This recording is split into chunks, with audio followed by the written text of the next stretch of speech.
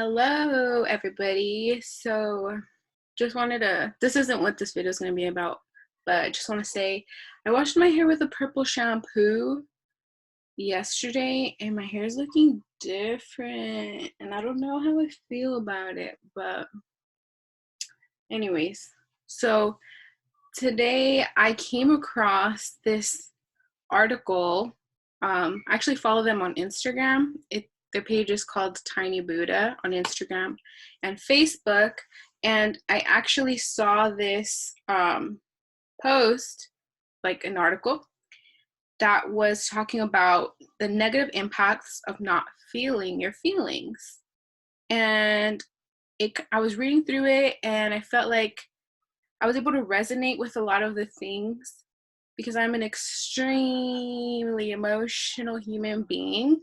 And I used to think of that as like such a bad thing. Like, I'm a horrible person for having feelings and having these emotions.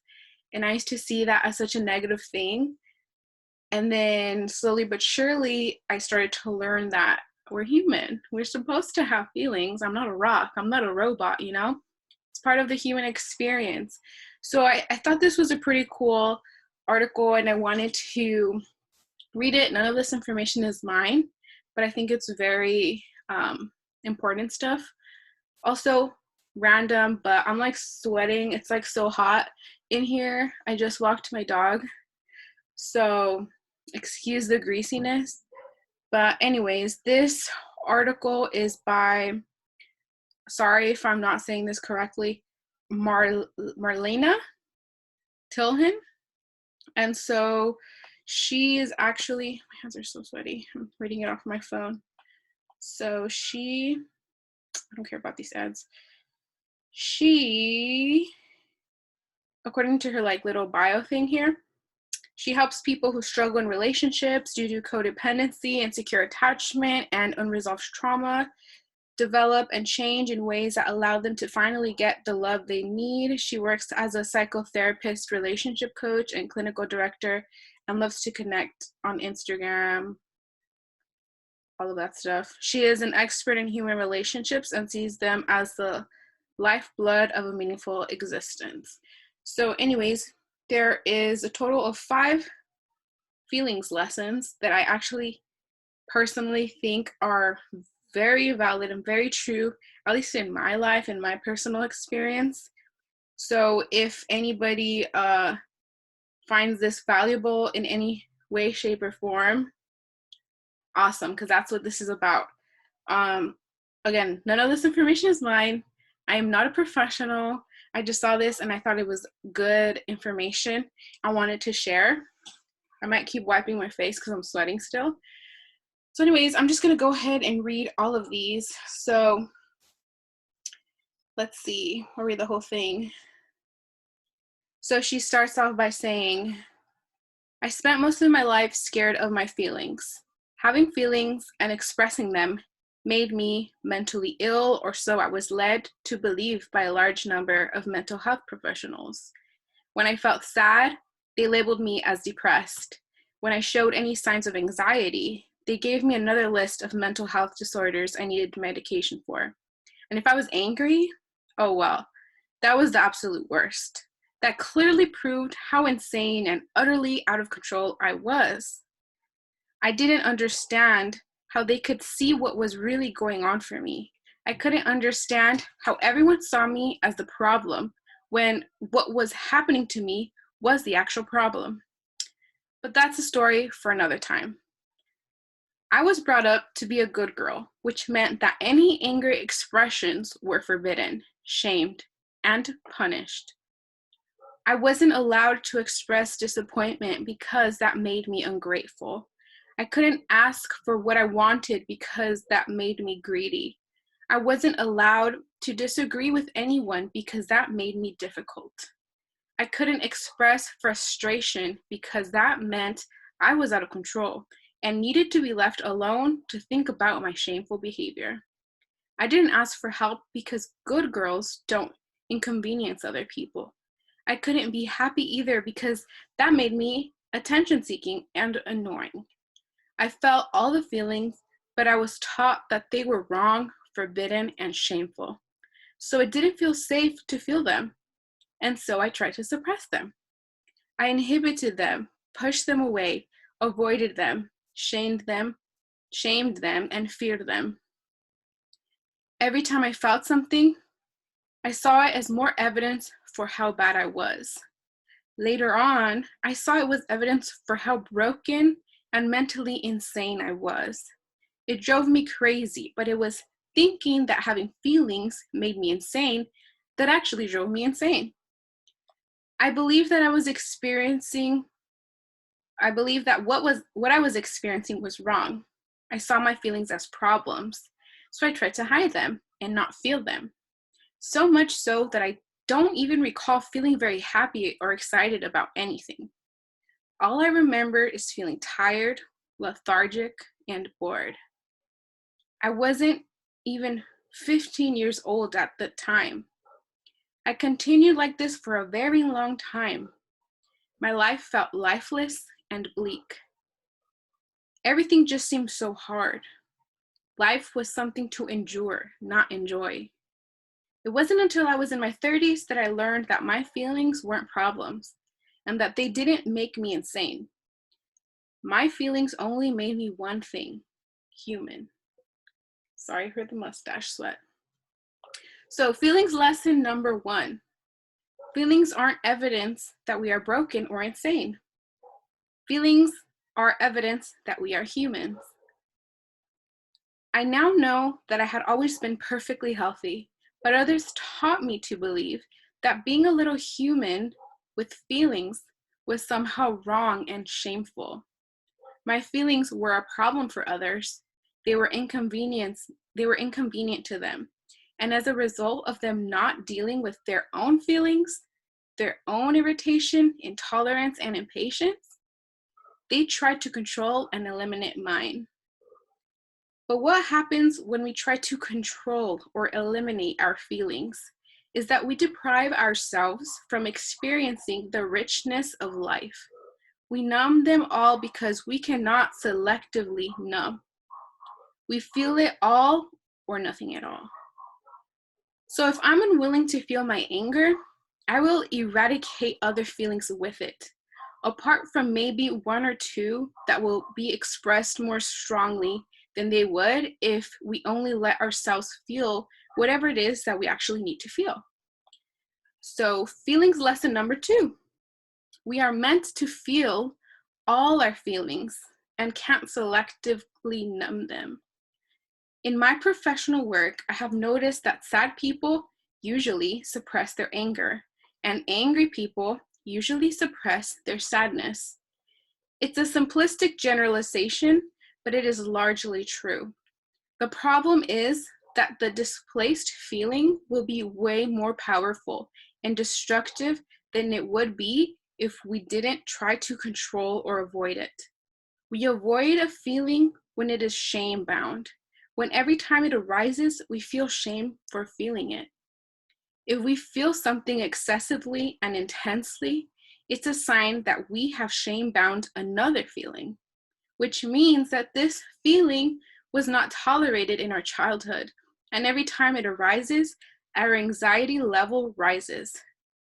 When we then try to push it down to stop ourselves from feeling it, but then the energy of that feeling gets displaced and added to a feeling we believe to be more acceptable to feel and express.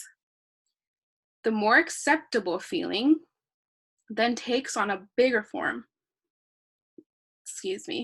and we end up having panic attacks instead of expressing our frustrations about someone. Or we get depressed instead of setting boundaries with people who treat us in disrespectful ways. Or we explode in a rage because we don't allow ourselves to admit to feeling hurt, alone, and unsupported. There are thousands of examples like the above. Sadly, we always believe that our misdirected expression, like rage or depression, is the problem we need to fix.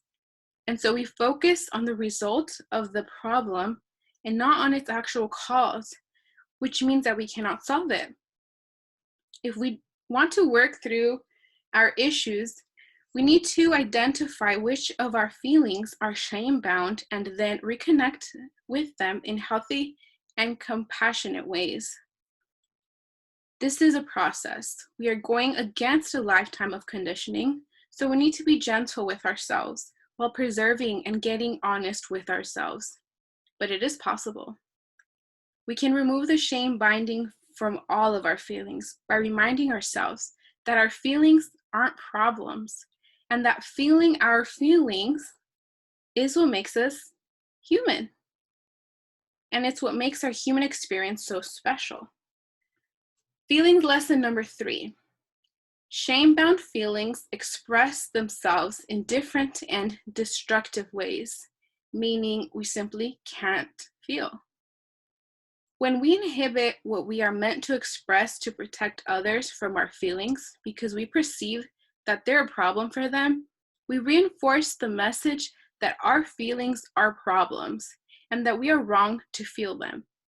Believing this will negatively impact our mental health and enjoyment of other people and life in general, because feelings exist for our benefit. Our feelings exist to guide us through life. They show us what we want and what we don't want, so we can create more of the former and move away from the latter. When someone shames our feelings and encourages us to disconnect from them, they encourage us to disconnect from our emotional guidance system, which serves to help us create a great life for ourselves in which we can grow and thrive. This inevitably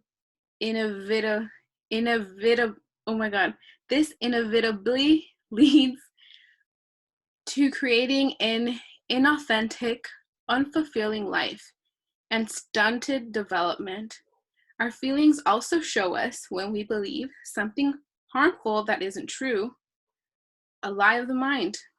If I believe that my anger is a sign that I am an inherently flawed human being, I feel distressed because this isn't true. My guidance system is trying to tell me that I'm on the wrong track. Because just like the physical pain we experience when touching something painfully hot, emotional pain tells us to move away and let go of a harmful thought. And so our emotions highlight our state of mind. They encourage us to let go, drop, and move away from anything that does not serve us or promote our personal growth. Feelings lesson number 4. Our feelings tell us when we engage in harmful thinking. Once we understand the purpose of our feelings, we begin to see the beauty in them. We are made to have feelings, all the feelings. We are meant to feel our feelings. Our feelings are not problems. They are just here to give us the full human experience. And there's absolutely nothing wrong with that. We have the potential to experience it all. It is a once-in-a-lifetime opportunity. But we cannot make the most of this opportunity if we go in blind. Being cut off from our feelings is just that. It's like trying to sail the oceans without a compass, hoping to find paradise to live in. It's navigating life without any sense of what we want or what is good and healthy for us. As a consequence, we make many wrong choices and keep believing all the wrong things. Our attention then goes into fixing our mistakes instead of creating a life that is most suited to who we really are, because we simply don't know what's good for us and what isn't, because we don't know what we are feeling. We are emotionally disconnected. We have feelings that try to move us toward what's good for us, but because we don't like how some of them feel, we disagree, we disregard them all. We try to create a successful life without any sense of what successful actually looks like for us. Let me outline this with an example. What was my anger during my childhood trying to tell me? It definitely wasn't that I was a bad and ungrateful child who was inherently flawed and devoid of any tender human qualities. My anger didn't mean that I was disrespectful or manipulative and deserved to be hit, shouted at, shamed, and punished. My anger was trying to get me to act, to stand up for myself, to protect myself. Only I was too little. Then, not now. But I lived by those shame-bound rules for most of my life. I hated my anger. I avoided conflict. I didn't stand up for myself when it mattered, and then got myself into situations that were abusive, full of conflict, draining, and traumatic, but also unnecessary. If I had been attuned to my anger, if I had responded to it immediately, nothing would have ever needed to escalate. I would have stood up for myself and moved away from whoever and whatever wasn't healthy for me and didn't contribute positively towards my growth. I would have made very different choices, and I would have lived a very different life. Being cut off from my feelings and disconnected from my internal guidance system deprived me of experience of life I wish I'd had. I was doing it the hard way. I was trying to succeed going in blind. It doesn't work. I know you know that too. The last and final feelings lesson number 5, our feelings ask us to act in ways that are good for us. So why am I going on about feeling our feelings? Because it's the solution to many of our problems. Instead of putting all our energy into avoiding, controlling, and eliminating our feelings, we have to become attuned to them. We have to reconnect with them so we can make better and healthier choices for ourselves. We need them. We are meant to have them. And the more we let ourselves feel them, the more easily we learn to respond to them in healthy and life-enhancing ways. Because our feelings are not problems. They are not inconvenient. They're trying to move us into the direction of health and well-being on a physical, emotional, and mental level. And in that way, they help us create a life we can actually enjoy, but only if we allow ourselves to feel them. So, a lot of stuff. Like I said before, I personally was able to connect with a lot of this because, like I said, those who know me know, I'm like an emotional, I'm just extremely emotional. I feel things so hard. I'm just extremely emotional. And I used to be so ashamed of having these feelings that are so normal to humans, like part of the human experience. We shouldn't feel ashamed to be sad, women or men. We shouldn't be ashamed to feel angry or happy or nothing. We shouldn't be ashamed to have those feelings, because if you didn't have feelings, you would literally be like a piece of wood or a rock, something with no emotions. We have feelings because we're human. It's what makes us so unique. So go out there and feel like it's okay. Like for so many years, I just hated how extremely emotional I was. And I was like, man, this is like trash. Like, why am I like this? Why was I made this way? And then finally, when I started working, out of the many jobs I had, when I started working with the Child Development Research Center and I was working with preschoolers, I realized like, wow, like I'm made this way because there's people that don't have this had like so much love to give, like so much, just so much. And that's when I realized that I was made the way that I am because I was meant to work with those, I call them the babies. I was meant to work with the babies. Some of them don't get all this love and affection and attention and aren't exposed to all these emotions at home. And I've realized and I felt like I was made the way that I am because I'm meant to give them some of that, if that makes any sense. So now I don't care. I'm emotional. I cry when I'm happy. I cry when I'm sad. I cry when I'm angry. I cry for everything. And I don't care anymore. Like, I'm not ashamed of it anymore. But reading this, I was able to connect with it. And I feel like so many people are always ashamed of feelings when there's nothing to be ashamed of. So I hope this helped somebody or someone enjoyed it. I definitely think this is something that needs to be talked about more or more normalized. But yeah, so anyways, I hope you guys like this. Let me know if you have comments, questions. I'm gonna attach the Instagram page info below, but it's Tiny Buddha, my favorite. I love what they post, so motivational, so positive, all the positive vibes and energy, and I love that. And anyways, go out there, feel your feels, feel your emotion, cry it out, laugh it out, whatever, punch a pillow, just go out there and let yourself feel your emotions. Let yourself feel it, let yourself cry, let yourself go through it, you know? If not, I mean, you ain't gonna be happy. I can say that for myself. For so long I was so unhappy. And now I'm just like a new woman, honestly.